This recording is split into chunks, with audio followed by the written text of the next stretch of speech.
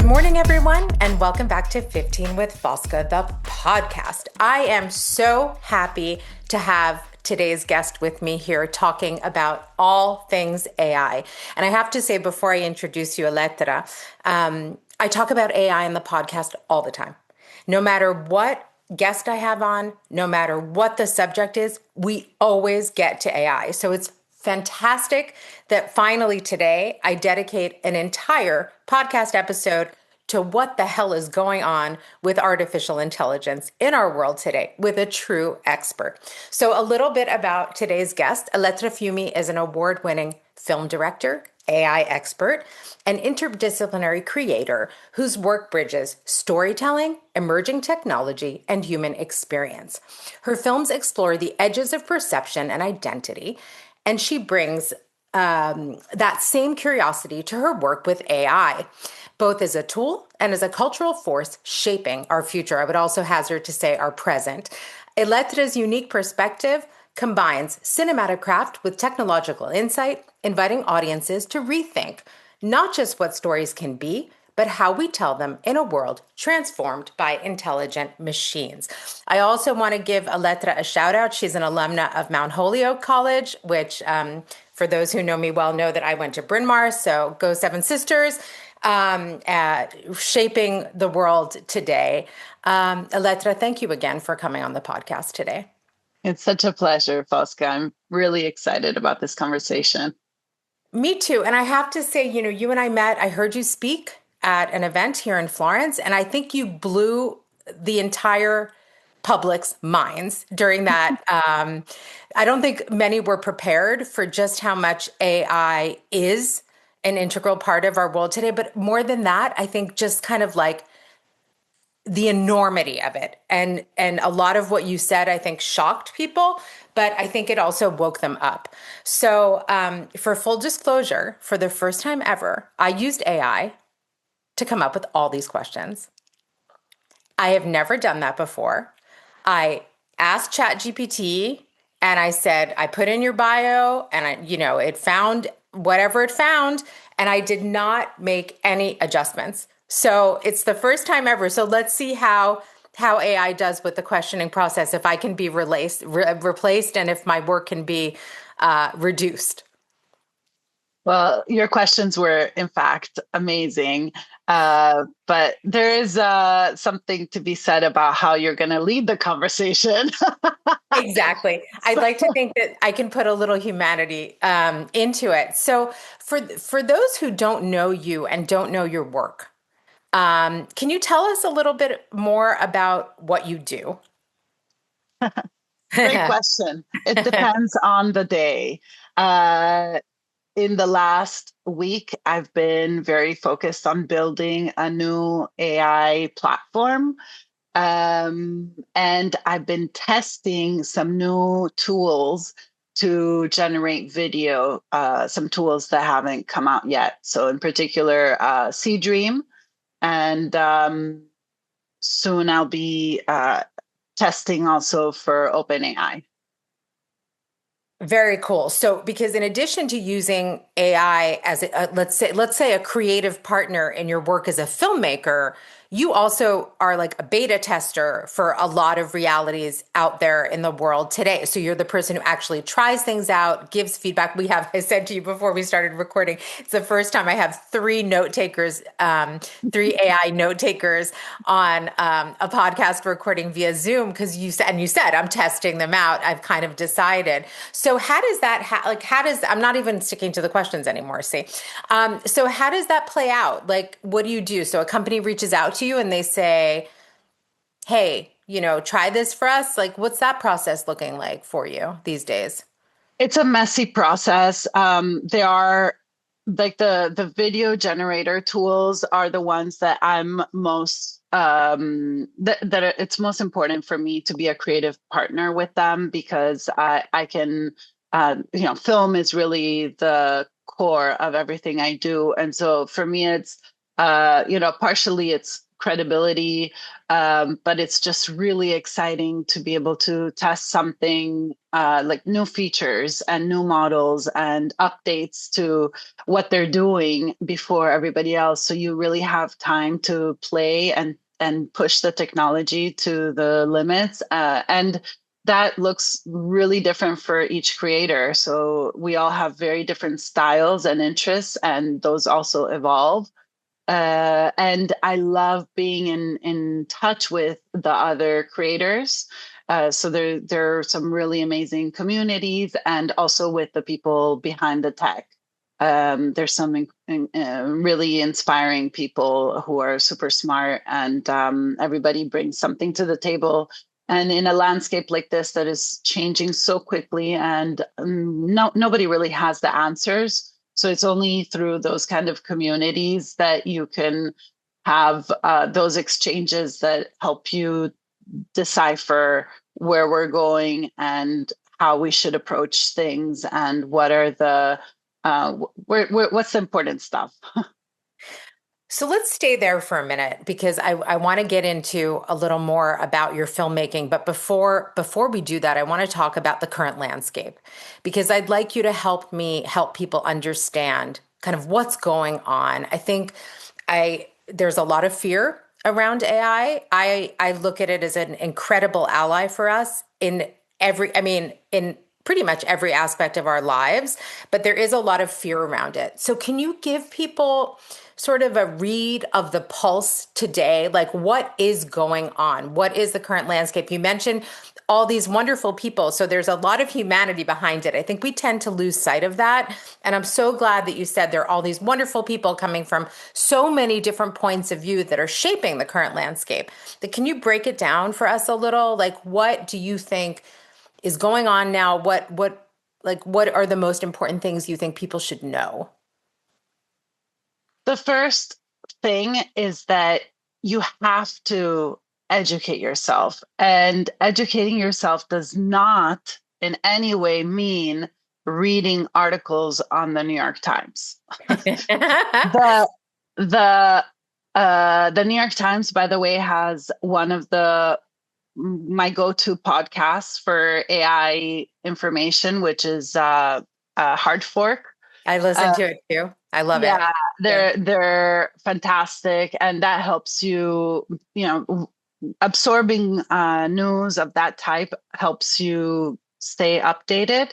But really, you just need to get your hands dirty, which means taking any classes that you can and educating yourself on what are these tools, but not just reading about them and looking at it, but creating with them. So if you know, for example, one of my favorite tools is Whisper Flow, which is a dictating tool. So you can integrate it into your computer or into your cell phone, and you just talk instead of type. And it works on WhatsApp, it works on email, it works on any different platform where you're writing. Um, things like that. Like if you hear about a tool like that, you don't really understand why that would be transformative. And the moment that you actually download it and test it, and not just test it and then like, oh, I'll start, that's cool to know, I'll start using it sometime. No, like just that day, right away, start using it. And that's when you really understand how massive the impact of this technology is. And I really encourage everybody. I'm also an educator, so I'm teaching. For example, in the coming months, I'm going to the Cyprus Film Festival and teaching to film directors AI. I'm teaching in June at the University, Franklin University, Switzerland, in Lugano for a month. To college students in August, to teenagers at the Locarno Film Festival. I just taught in Florence an AI made simple class, which was for anybody with different backgrounds. And I really love teaching because I get to see how other people's minds are blown. The way that mine was blown when I first encountered AI, which was during my maternity leave. I finally had some empty time. And I took a master's in AI for business. And then after that, there was no turning back. And it blew my mind. And that's exactly the term that you'll hear often when people talk about discovering AI in that way, in a deeper way than just reading about it, because I often make this analogy, like AI is not like a word like God, like this untangible, huge, massive thing that really polarizes people and also brings people together. It's not that, like, it shouldn't stay in that realm. Bring it like down to the practical things. Understand how a tool works, how it can be beneficial to achieving your dreams, whatever that means to you, whether it's personal or professional, in whatever career you're pursuing, and then try to understand also the risks involved with the technology. So the power, like any power dynamic that we can imagine in the world, has its positive and negative aspects, and they're complex. So there's bias. There's a lot to understand in data training and in where the money lies, but then it's also democratizing in terms of film, for example. I read an incredible article about how in Africa they're really excited about this technology because they don't they haven't had the access to the resources that you can imagine in Hollywood. So we're talking about people's voices finally emerging around the world. Many different backgrounds are being finally accessing this power to communicate and to be more efficient and to analyze extraordinarily huge amounts of data and tell stories from it and understand things in a deeper way, in science and research, in finance. It's really impacting every single industry, and it's the tools are allowing things to be built faster. With they're not always perfect, but the technology is improving at an exponential level. So whatever you see now, and you can definitely criticize what the outputs are, although often they depend on the quality of the input. Yes. But you are sure that in 3 months, in 6 months, it's going to be exponentially better. So it's a very clear path if you follow video AI, like AI videos. The quality with which you see visuals now, the quality that they're outputting is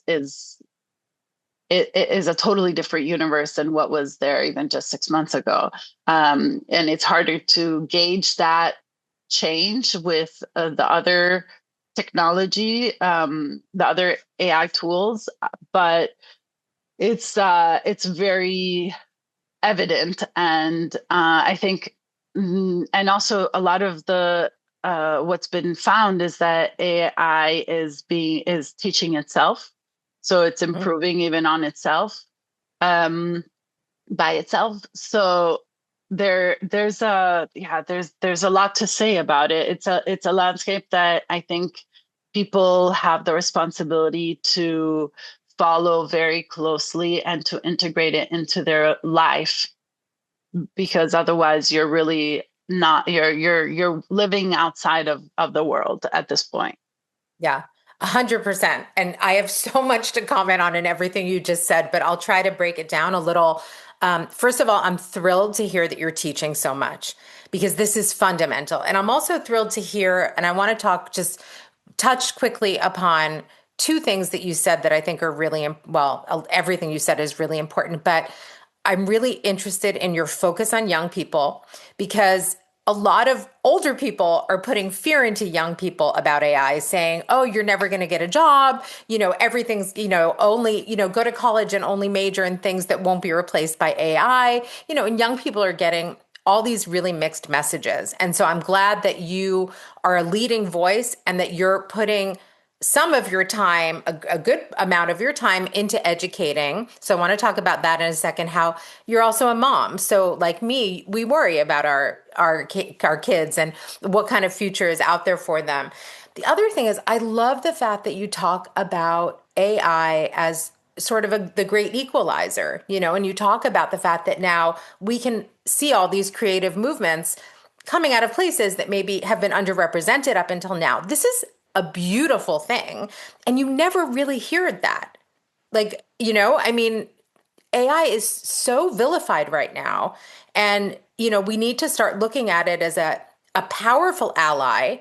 I think the thing that, and then I want you to sort of comment on education and also this sort of how AI can be an ally, not only mostly in the creative process, but also I think the velocity is the problem.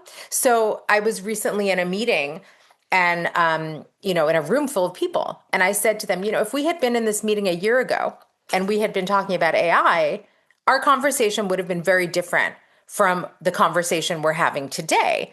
And that's also, I think, what's kind of frightening to people. It's like, oh, what? Like, this is out of control.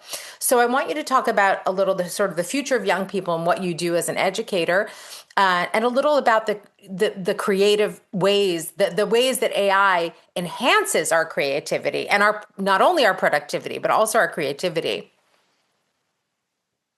Yeah. So when we talk about education and AI, it often people ask me, so what should we be teaching in schools? And I think that there must be a balance where we're teaching both the traditional subjects, but integrating the tools in that learning experience. Because what we all know is that we learn in different ways. Mm-hmm. And kids have different passions. And it is, for me, of paramount importance that people discover their passion as soon as possible. Because once you're doing something, and we all have to work, and we work tons of hours in our week. So, some more than others. I mean, I work all weekend, so I work a lot, but I think that the moment that you discover what your passion is and you can clearly identify that direction that your life is going towards, or that you are where you're happiest, like your ikagari, like the space where you're happy doing it, you're getting paid to do it, and you're leaving some kind of an impact, uh, you're going to love it and you're going to be excelling in it. Mm-hmm. So the soonest we can give the space to kids to do that, they're going to excel. So, for example, I love spreadsheets now. I love budgets. And you would have never imagined that if you had met me in middle school, because they were teaching me math in a way that I didn't understand. And Mm-hmm. the moment that I understood that budgets are actually telling stories, that unblocked me. And the moment that I can interact with a budget with like knowing how formulas work and knowing how the relationship with numbers are, like then it becomes a useful thing to me and a powerful thing. And I am empowered as well. Yes. So for example, there's one AI tool that I love, which is NotebookLM. It's a Google product that is it's not known that much and it's undervalued and underestimated. But I think it's one of the most incredible tools that you can discover. And you create a project and you can upload up to 500 sources and you interact with that material, with that knowledge. That's what we call it in AI, the AI world. It's the knowledge. So you have a sort of ChatGPT equivalent text box and you can ask questions about the material, or you can create a whole slew of things like a mind map or a podcast or Mhm. reports, and you can customize all of that. So you can decide to have a report on a specific aspect of this material. Now, if I had had a tool like that while I was studying, I would have learned much more about science because maybe I learn more by listening to somebody tell me about it. There's somebody who is talking in a certain way that is very familiar and comfortable. Or, maybe I need a mind map to see how all the pieces connect. Maybe I need a video. And so if you integrate a tool like that from a young age with for students, like they will learn and love learning. And I think that that is one of the qualities that we will continue that are really important, like the curiosity and the somebody yesterday was saying also agency. And I Mhm. found that to be really interesting, which means the agency, the power to know that you have the right to go and learn in a certain way. Like you are allowed to use ChatGPT to ask about the bees, for an hour because you're obsessed with bees that day. And maybe Mhm. you're not learning the math, but you're learning more about bees and science. And so I think the educational system needs to start going in that direction. I think it's very complicated because schools like law and bureaucracy, like those are all things that are very slow to update. And as long as people are not educated, the people who are in power there, they also won't know how to handle this technology and how to integrate it. So I think there's a school called, I think it's called Alpha, um, which is fully AI. And that, Mhm. if you go and read about it, it's like, oh, it's just like 3 hours in the classroom and the rest is doing other things. I think that's extreme. But it's really important to give that space and nurture that space for kids to be empowered by this tech and not, and you can train the models also to have a Socratic method in how they talk to you, and where they ask you questions, and it's not like they're just writing an essay for you and then you pretend that it's written by you. So I hope I answered your question. Absolutely. No, and you've raised all these other questions for me. I just want to point out again that I'm completely ignoring the questions that Mhm. ChatGPT produced, which were great questions, but I'm not surprisingly, I'm just so caught up in everything you're saying. First of all, after I heard you speak, I downloaded immediately the app that you recommended, Notebook, and I recommended it to my daughter who's in her last year of high school as well. I think what you touch on about the diversity of our learning is fundamental. And this is why we need to look at it. I think educators, like a lot of other people, are slow to respond because they're afraid. Again, it's all about fear. And if you start looking at AI as like probably the most powerful ally we have in education today. Let's just keep it at education. You talk about agency, you talk about integration, you use the word knowledge. I mean, we have at our fingertips. I'm the same way as you. Like, at a certain point, math and science, I was not very good. And maybe that was just because I was not responding to a traditional method of teaching or whatever. I needed a little extra time. Can you imagine? I mean, the fortune that these kids have today to be able to say, you know what? I didn't really understand what my chemistry professor said today. I need a little extra help, or I'm a visual learner, or I learn more if I hear, and this is incredible. I mean, this gives people so much access. And I think we need to start focusing a little more on that. And I love the fact that you use the word agency because it is an empowerment instead of all the negative terms that are always being associated with AI. Not always, but I think the dominant voice right now in mass media is fear. is one of fear and no, we need to be careful. Gosh, no, look at this as an opening. Like, how exciting is this that our kids are going to grow up being able to pursue, you also mentioned passion, which I love. So I want to get to your passion because I skimmed through your latest Substack. You have a great Substack and you're active kind of everywhere, not surprisingly. And we'll put all the links in the show notes. But I recently read your most recent Substack about a film you shot in Patagonia. You talk about how you used AI.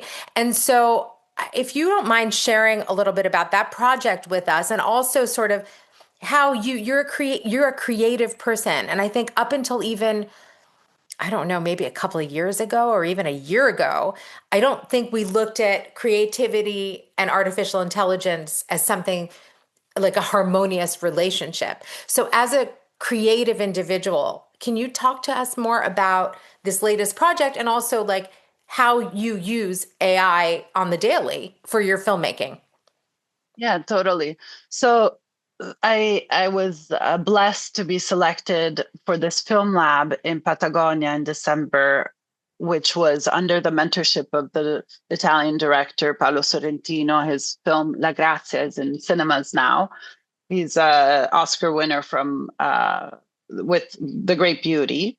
Yeah. And it was an incredible experience because we were in 50 filmmakers from around the world. It was very international: Brazil, China, New York, London, like all over the world. And, very different styles, different experiences. I was probably the oldest, which is usually I was always the You're so youngest. young. You're But so young. Well, that says everything though, right? some of them had just done like one short in their life, but all extremely talented. And so I you could do a short film. You had 2 weeks to do a short film, and without any preparation prior to arriving. So on the first day, they give you a production guide, and with like some locations and some actors, and then you have to figure out your story and shoot it and edit it in 2 weeks.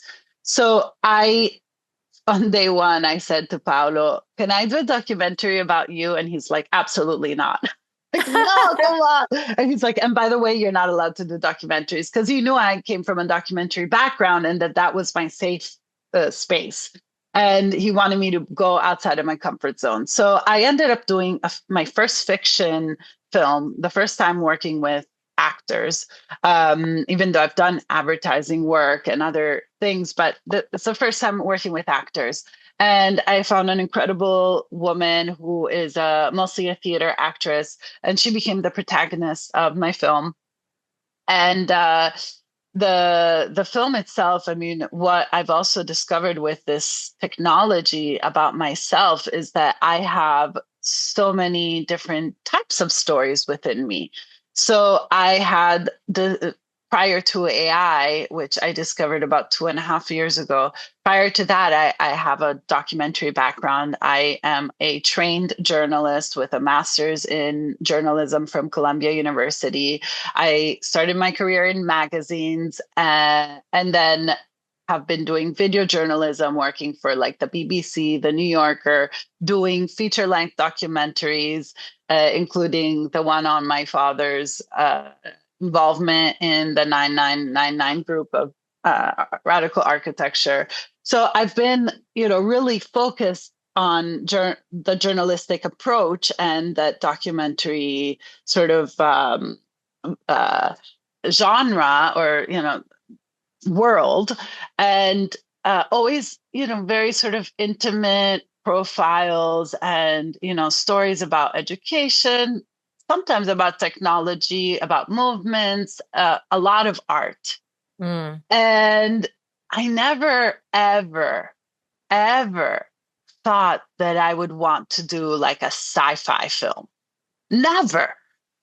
And it started getting like the AI started unlocking this creative portal of other types of stories. And that sort of started happening with another film lab that I did in August. That one from that emerged this film called Mama Robot, Mm-hmm. which came to me because I saw this fake news about a robot that could host a fetus in her womb for the 9 months of the gestation period. And I got really obsessed with this story. And so I started thinking, well, what if that like really could happen? And it doesn't feel to me, knowing the technology and knowing how much it's advancing, it doesn't feel that distant. Yeah. Okay, I know people think that I'm crazy when I say that, but I think it is possible. It might have even been like some that actually somebody has already invented that, but that they don't want to release it yet.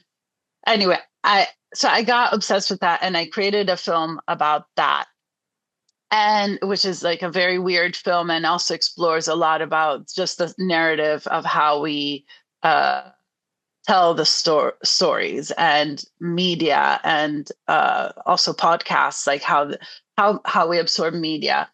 And then for the December lab, I ended up telling the story of this child that was from the robot's womb 30 years later. Like, who is she? Who is this woman?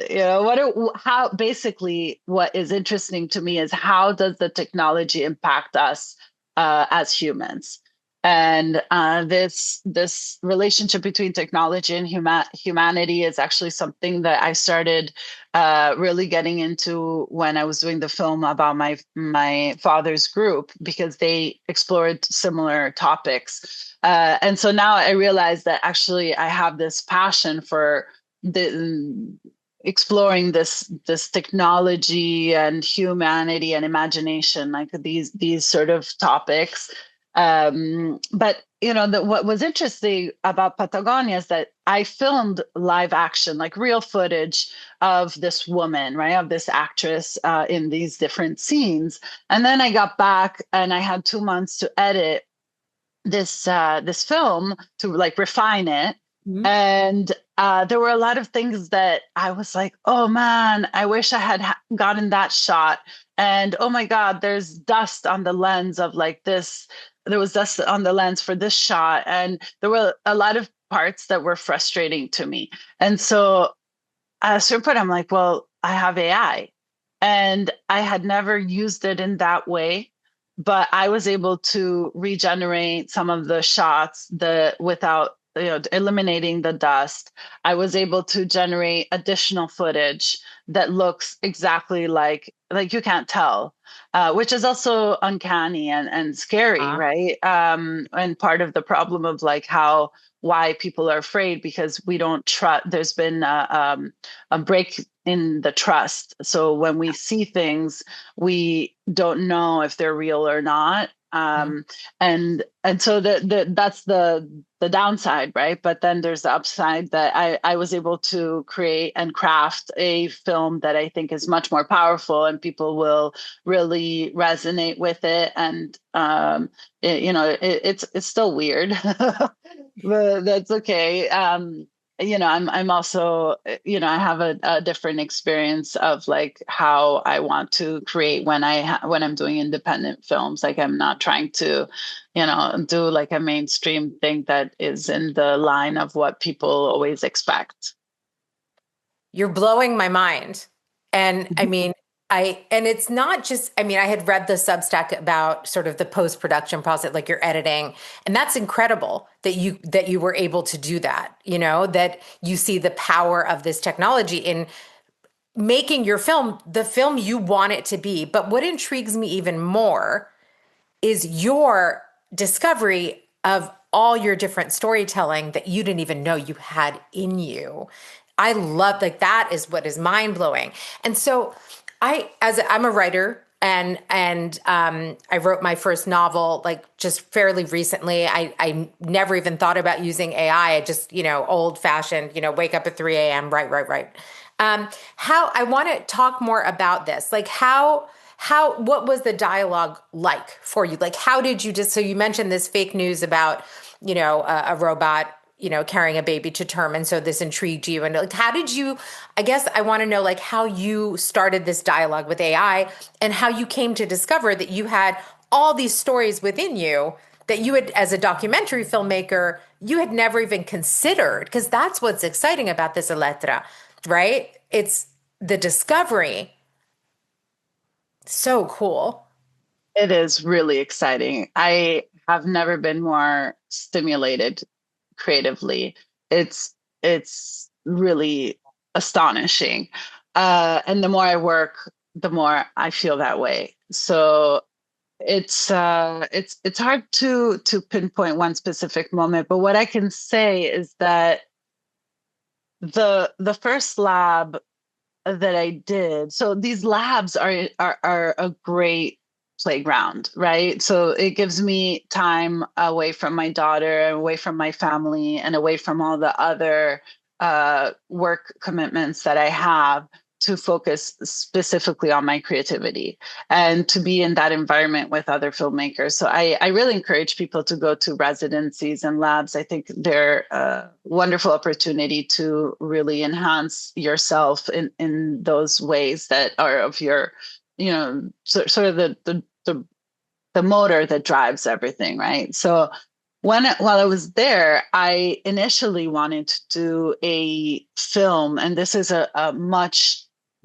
bigger project that will take a long time to make, but it's a project that is like a letter to my daughter, and really it's a letter to the future generations of us, and talking about technology and trying to explain it to her and how to navigate it and pass on all the knowledge that I have to her.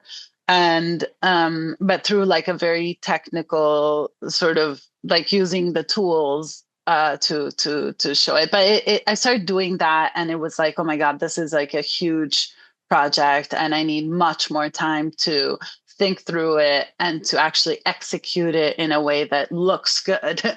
Yeah. So, because that first lab was also 1 week only. So I spent like the first 3 days trying to get that film done. And then I was like, okay, so I used ChatGPT. I have a custom GPT. So I also think it's really important for people to, whenever you encounter a tool, to try to understand how you can personalize it to your needs. And the best way to do that in ChatGPT is to create a custom GPT that has all the knowledge to help your specific case. And that can be like, you can do one for a project, or you can do it for your company, or can do it for yourself as an artist. There's so many different ways of creating custom GPTs.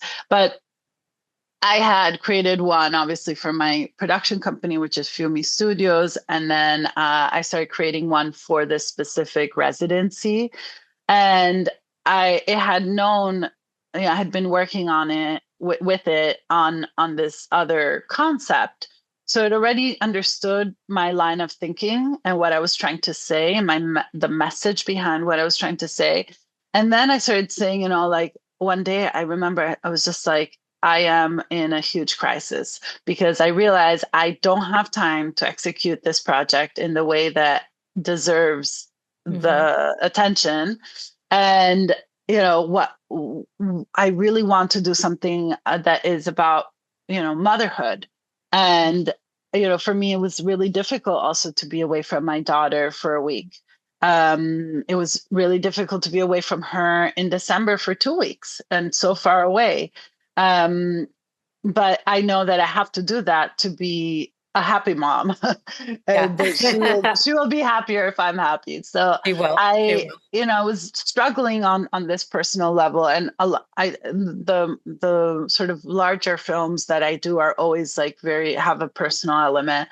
And so, I just talked through it and explained also what I was reading in the news and what I was obsessed with. And then it sort of started coming together as a fairy tale. And so that's what I finished while I was there. And then I also had some months to finish it. And a few months later, I came up with this concept of creating other footage that would like bookend the fairy tale, because just having the fairy tale felt too like not in line with my style of filmmaking. And so I did this other bookend to make it even more creepy. And I created this lab called 13, it's called, or 13,000 or something. Lab 13, I can't remember, but it's basically you pay 13,000 to have the robot host your fetus. And so I thought that was even creepier because it felt more contemporary or futuristic with then this fairy tale that is really, goes back to sort of our more tribal kind of memory. Yeah. Oh my God, I'm obsessed with this. I'm obsessed with the fact that, first of all, that you bring so much humanity to this conversation about AI. And I think it's so important. I hope a lot of people listen to this episode because we tend to have this stupid notion that somehow AI and humanity are disconnected, but AI is a sounding board for you, and it takes on, it becomes a more than just a robot or artificial intelligence. It really gets where your mind is kind of going, or and stimulates you. It's it challenges you to think about things in a different way. And I love the fact that you bring also, you know your being a mother is, I think, what when we think of the most human, right? Like that, the deepest human connection, whatever. And that's something you're celebrating in your art. You're always bringing it into the work you do. And that sort of, for me, it speaks to the fact that we need to be paying a lot of attention to all the potential that's here. And I think as creatives, I spend a lot of time with writers, I spend a lot of time with artists, and most of them are really fearful of this. So what I would like to know from you is, for anybody, not just artists and creatives, but let's say like somebody who's never thought about using AI, even though it's everywhere. Obviously, we all use it every day. So anyone who says they don't use AI is lying, just because it's everywhere. It's in your Word documents, it's in Google now, whatever. But what would you recommend as sort of like an easy, let's say, entrance into the wonderful world of AI for somebody who maybe is also a creative, who's at an impasse, who wants to have a stimulating, let's say, interaction with AI? Where would you recommend they begin? You talked about like customization of Chat GPT, but can you break that down for me? Like, what does that look like? Like, how do you customize your Chat GPT? Well, the incredible thing about the internet is that there's a ton of tutorials. So it takes time to find the good ones and to watch through everything. But I would literally Google how to create a custom GPT Okay. on YouTube. And you open ChatGPT, you have to have the paid plan. It's like $20 or something a month. It's totally worth it. You go to the GPT section, you create new GPT, and you tell it everything about you, like in the sense of what you do. Let's say you have a company, you give it the name of the company, you chat with it about what you guys do, what are your services, who are your competitors, how much money or how much investment can you do in social media, how much what are your goals, how big is your team. You break it down, and you maybe put some like a brief of your company up there, or it could be your resume. And all of a sudden that GPT, so it's a specific sort of section of where you can chat with that GPT. You can ask it things about yourself, and it has that knowledge that it pulls from. And if you are an artist, for example, and you want to come up with a new exhibition, and you have to put together a proposal. You just go to it and say, give me, like all, summary, or I have to write an email to the curator, or, and it just has all of that information there. So if you want to do a social media strategy plan, if you want to come up with a budget for a project, if you want to send out an all team meeting and it has all of your staff details there. It's just a very efficient way to move forward with your job without having to, you're saving time on the context that you would need to give it in the normal chat.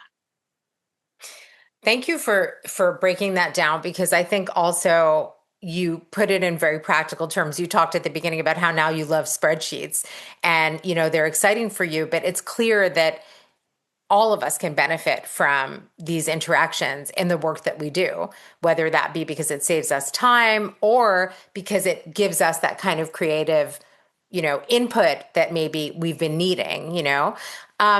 It's hard to believe, but we're kind of coming to the end of the podcast, and I want to talk to you. Like, I don't know what to do, because I literally want to talk to you forever. But I'm going to ask you the question that I ask kind of every guest, and this is not Chat GPT generated; it's still me generated. But what's next for you, Elettra, in this very exciting world that's moving so quickly? What's next for you? Well, I'm in this intensive like AI catalyst program that is 6 months long, and so I'm learning and exploring vibe coding and automations. So I literally just built well, I'm in the middle of building, but in like half a day, I was able to build the structure of this new uh, platform that I'm building, which I won't reveal yet because Okay. I will reveal it when it's ready and it works. But it's just incredible how I connected with, I'm in all these chats of like AI people, and this woman out in LA wrote like, hey, does anybody want to do a project about like automations in film? And I'm like, yeah. So we had a 10-minute chat. We came up with our concept, and we spent like a few days just interacting with each other amidst other projects, but just like refining the concept and the plan. And then, like yesterday, in a few hours, I was able to execute the majority of it. And then this week, I'll be refining it, and so I'm building solutions, and I'm also keep on doing films, and it would be great to do, let's say, a series or something that's longer in terms of content, and have that be funded. So I'm always like open to that kind of thing. I'm also trying to organize an AI female filmmaker residency in Florence. So I'm looking for the funding for that, and I have already various partners on board. So yeah, there's a lot of different things that I'm doing, and the I'm just creating. I guess that's the bottom line: creating, and every day it's different stuff, but it's there's just never enough time to do all the all of it. But it's a very exciting time that I just feel like it's if people are can start aligning with it, you really feel like you're just expanded. Mhm. So I hope everybody can experience that. Definitely read my Substack to get some tips and tricks. And I just wrote about my favorite tools right now, so that's a good place to sort of I filter out all the noise of what is happening in media and tech, and try to distill it to something that is a little bit I try to always teach and share in the most simple of ways, Mhm. um, so that people don't feel intimidated by it, um, and then you can always keep on digging deeper and deeper. Yeah, I recommend your Substack highly because I really appreciate it. It's extremely well done, and also just like again a great departure point for people who are still kind of like, wait, what's going on here? Because the fact that you're so committed to education, I think, really comes through.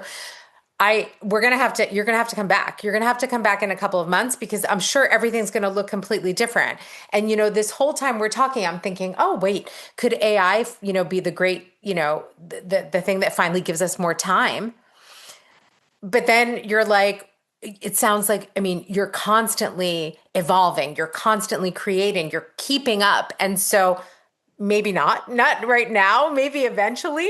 But I am so grateful to you for coming on today and illuminating us about the potential. And it's not the AI potential, it's human potential, and that's what it comes down to. And there's so much humanity in this conversation and in the work that you do.